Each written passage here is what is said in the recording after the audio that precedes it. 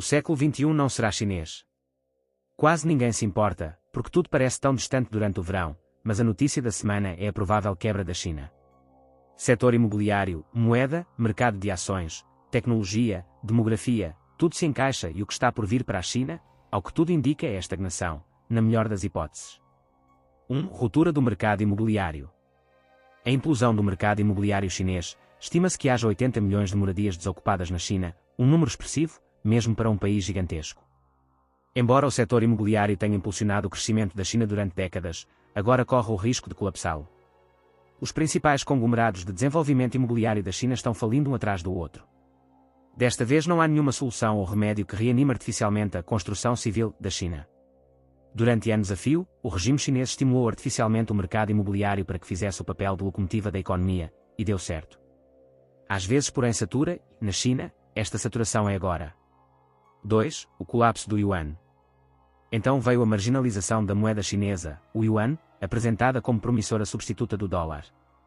Ainda não. O yuan pode ou pode não estar fraco das pernas, mas acima de tudo ninguém o quer como moeda internacional porque ninguém confia na seriedade do regime chinês no longo prazo. Ninguém quer comprar títulos chineses. É extremamente difícil criar uma moeda de reserva sem atraentes ativos de reserva. A China tem um problema. Ela quer que estrangeiros comprem seus títulos, mas eles os estão vendendo desde o início de 2022, Jens Nordic, fundador e CEO da Isant Data, salientou recentemente.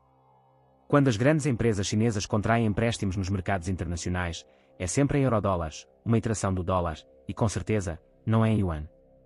O yuan, fraco ou não substituirá o dólar, nem mesmo no Sudeste Asiático. Embora o recente fortalecimento dos BRICS, grupo informal que compreende Brasil, Rússia, Índia, China e África do Sul, é um interessante desdobramento geopolítico, não há nenhum indício, nesta fase, de que os outros membros do BRICS estejam dispostos a adotar o yuan em suas transações, e, com certeza, nem a Índia. Quanto ao conceito de uma moeda dedicada às nações do BRICS, especialistas mostraram ceticismo. Danny Bradlow, membro do Center for Advancement of Scholarship da Universidade de Pretória, na África do Sul, lançou dúvidas quanto à praticidade de voltar ao padrão ouro, não há quantidade suficiente se todos quiserem fazer um resgate ou usar criptomoedas. Ele questionou a sua confiabilidade no comércio global. Há investidores sérios que consideram que as criptomoedas são no fundo uma concepção fantasiosa, a exemplo da mania holandesa das tulipas no século XVII. Naquela época, pelo menos você tinha um bulbo de tulipa nas mãos. Ao trocar ideias quanto às complexidades do estabelecimento de uma moeda específica para o BRICS, Charles Yu, Sr. Fellow visitante da London School of Economics, mencionou que a formação de tal moeda exigiria a criação de uma série de instituições com padrões e valores comuns a todos. Tais condições são extremamente difíceis de alcançar, embora não impossíveis, observou ela. Chris Wiffer, analista de investimentos especializado em Rússia e Eurásia na Macro Advisory, qualificou a proposta de moeda dos BRICS de voo de galinha. 3. O colapso do mercado de ações da China. Ao que tudo indica, Xi Jinping, presidente do Partido Comunista Chinês, não sabe como os mercados funcionam. Ele poderia ter acreditado que conseguiria multiplicar as arbitrárias intervenções no mercado de ações da China sem que houvesse alguma consequência. Poderia, no entanto, haver pelo menos uma consequência, a perda de confiança. Porque alguém iria querer investir num mercado de ações que se encontra constantemente à mercê de um príncipe comunista e de seus caprichos e subjetivas predileções. De acordo com a nova lei anti-sanções, praticamente tudo pode ser considerado crime, e os bens de qualquer um podem ser confiscados se os líderes do Partido Comunista assim determinarem. O ataque à sede da Bain Company em Xangai e a colonização, tomada, do centro financeiro de Hong Kong pelos imperialistas chineses também tiveram um efeito, do ponto de vista estritamente financeiro, de esvaziar o mercado chinês de toda e qualquer confiabilidade.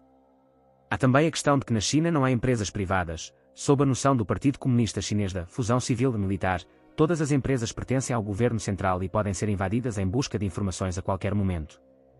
4. Falta de inovação tecnológica. A beligerante radicalização da China fez com que os Estados Unidos, não obstante décadas de boas relações com a China, como por exemplo o descumprimento por parte da China dos padrões de transparência ou de normas contábeis dos EUA, déficits comerciais sempre a favor da China, permanente sistémico roubo de propriedade intelectual americana por parte da China, questionasse o compartilhamento da tecnologia de semicondutores com a China. Ao que tudo indica, o governo chinês ainda não domina este campo, possivelmente fazendo com que Xi fique ainda mais interessado em tomar Taiwan, por ela ser um centro global de chips de computador. As empresas chinesas e o governo temem ficar para trás das empresas do Japão, Coreia do Sul, Taiwan e do Ocidente, e este é um dos poucos pontos de convergência entre republicanos e democratas nos EUA. 5. Colapso demográfico. Em todos os países industrializados, em todos os continentes, salvo raras exceções, as curvas demográficas estão em colapso. E acima de tudo, isto se aplica principalmente à China, cuja taxa de fertilidade de 1,28 filhos por mulher parece destinada a seguir os passos do Japão. Xi parece estar tentando inverter esta curva descendente, mas o que conseguiu foi acelerá-la. Apesar do fim formal da política de filho único da China em 2016 e a introdução de benefícios financeiros e reduções fiscais para as famílias, as taxas de natalidade não apresentaram um aumento significativo. Dados das Nações Unidas indicam que, embora tenha havido um ligeiro aumento na taxa de fertilidade do país logo após a mudança da política, ela logo diminuiu de novo. Os números passaram de aproximadamente 1,7 filhos por mulher, parecido com as taxas da Austrália e do Reino Unido, para 1,28, uma das mais baixas do planeta. Este declínio recente reflete uma junção de inúmeras pressões sociais e econômicas que foram se acumulando na China ao longo dos anos, mas uma força de trabalho cada vez menor diminuiu o potencial de crescimento. Do exposto acima, um prognóstico: os nossos contemporâneos frequentemente esquecem que o regime chinês não é igual à democracia britânica, americana ou holandesa.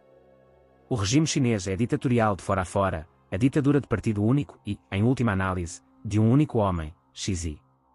Então, se você quiser derrubar um ditador, só será possível através da força ou se ele renunciar ou se a vida chegar ao fim. Xi, apesar do fracasso das suas políticas econômicas, provavelmente não sairá. Ele pode achar que as próximas eleições presidenciais em Taiwan, marcadas para 13 de janeiro de 2024, joguem o país no seu colo. Para atrair mais comércio internacional, ele poderá adiar qualquer plano de agressão ou inversamente, como é de costume dos tiranos, escalar as hostilidades para distrair a população de seu país da crise econômica, não como prelúdio ao século chinês, e sim como uma manobra desesperada de um homem desesperado. Xi já disse aos militares para se prepararem para a guerra e lutar e vencer. Ele soltou balões espiões sobre sigilosas estruturas militares nos Estados Unidos, enviou centenas de homens chineses em idade militar para os Estados Unidos através da sua livre fronteira sul, presumivelmente para rechaçar uma contraofensiva do ZEUA no caso dele invadir Taiwan, para sabotar aeroportos americanos, redes elétricas, sistemas de comunicações, abastecimento de água, pontes, portos, rodovias, túneis e demais infraestruturas estratégicas. Xi pode ver que a janela de oportunidade, existente durante a administração Biden, está provavelmente comprometida, fechando e que os EUA estão sendo liderados por um presidente desorientado que diz, sem comentários, sobre uma cidade em chamas no Havaí, que garante ao presidente russo, Vladimir Putin, que uma pequena invasão militar na Ucrânia não seria nada demais.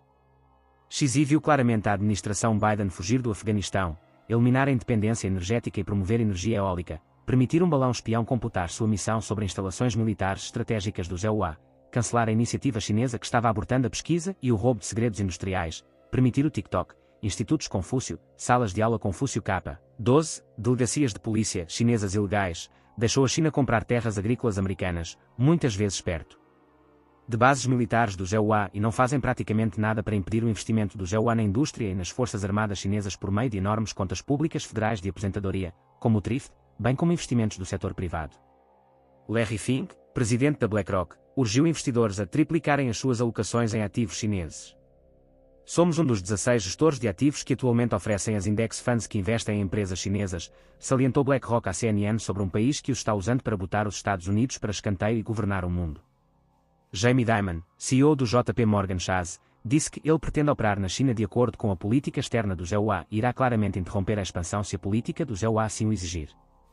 Em outras palavras, investir na China comunista, um país que quer abertamente suplantar os Estados Unidos como maior superpotência mundial para governar o mundo, não é ilegal. Se a China atacar Taiwan e iniciar uma guerra, o financiamento virá dos EUA. As alianças militares organizadas pelos americanos na região também testemunham a probabilidade da eclosão da guerra e a sua pressão.